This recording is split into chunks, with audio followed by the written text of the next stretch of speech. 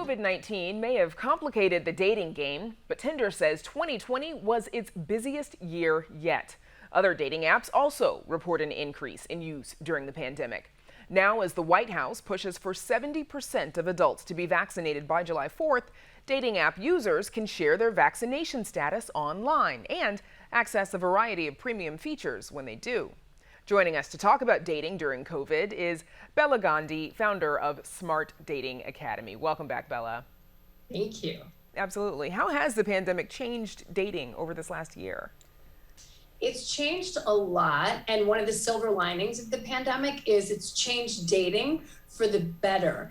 All of the apps have incorporated video into their interfaces, which has been game changing. So people were able to make connections even during lockdowns. And now our clients at Smart Dating Academy, they are mandated to keep doing video dates as an amazing pre-qualifier, which leads to less disappointing dates. Now, dating app use has increased over the past year, as we just said. I mean, it seems pretty obvious, but why have so many people flocked to these dating apps?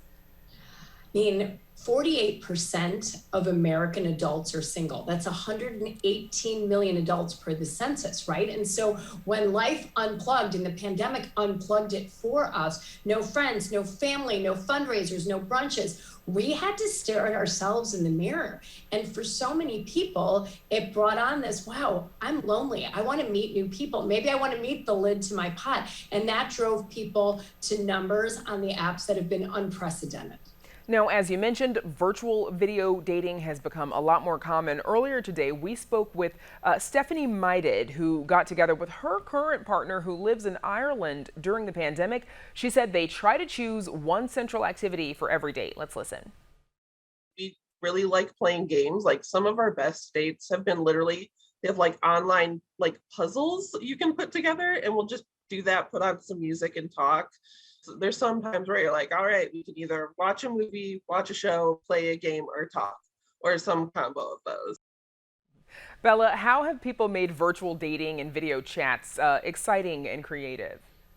So the first thing we tell people for first and second dates, keep it short and sweet. You don't need to do any more than 30 minutes. So doing some sort of a cocktail hour, you could mix up your favorite cocktail together and disclose recipes to each other.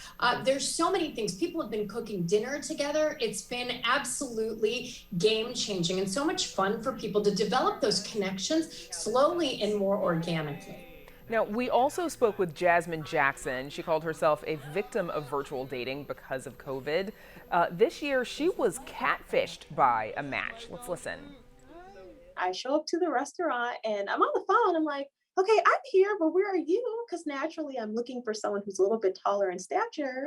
Ooh, it was not him. It was not him. He was actually using his brother's pictures. He was not 30. He was 36. He had been married twice and divorced. And he thought that that would be the best time to tell me in person so I could fall in love with his character. Oof, Jasmine did not get what she was promised. How do virtual dates help to sort of weed out bad matches or even catfishes? Well, the thing, if you're just using an online dating app, you get 5 or 6 photos and 200 characters, right? Barely a tweet and a half. But video brings it all to life. It takes what was 2D and it suddenly makes it 3-dimensional. So, and when else are you going to get a sneak peek into somebody's house, right? You can see what that person's background looks like. Is there crazy stuff in the back? So I love video dating for a whole lot of reasons. Yeah, it's a good idea to keep an eye on what's going on in the background. So Absolutely. COVID also posed unique challenges to people trying to date. We spoke with Ava O'Malley, who says she found it difficult to strike a balance when trying to meet someone in person for the first time. It was very stressful for me, just like not knowing like what if this person is not being completely honest, with who they're spending time with and how safe they're being. It was very stressful, but then you also don't want to like come off as like you don't trust them or come off as like you're being extremely skeptical of them and their behavior. So Bella, what challenges have you seen singles face when dating this year?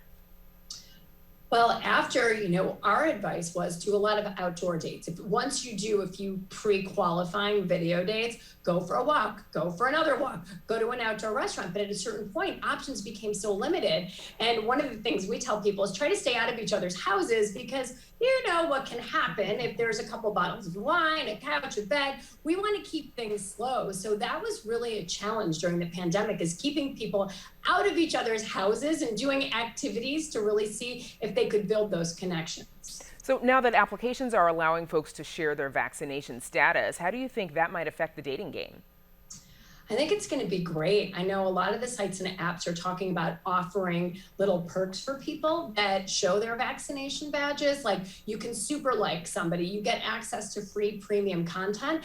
And there's even talk about having filters for people that were vaccinated. I know we ran a poll at Smart Dating Academy 2 weeks ago when the White House made the announcement that they were going to partner with dating apps about how do you feel about dating singles that are vaccinated or not. And 66% of the singles, or the 66% of people that responded to our poll, said that they wanted to date people that were vaccinated and they would preference those people, whereas only 1/3 said they didn't care. So I think it's going to be a really interesting summer to see how this pans out. Okay, and obviously we'll see how, the pandemic has changed the future of dating as we get much farther down the line. But until then, our thanks to Bella Gandhi for joining us. We appreciate it.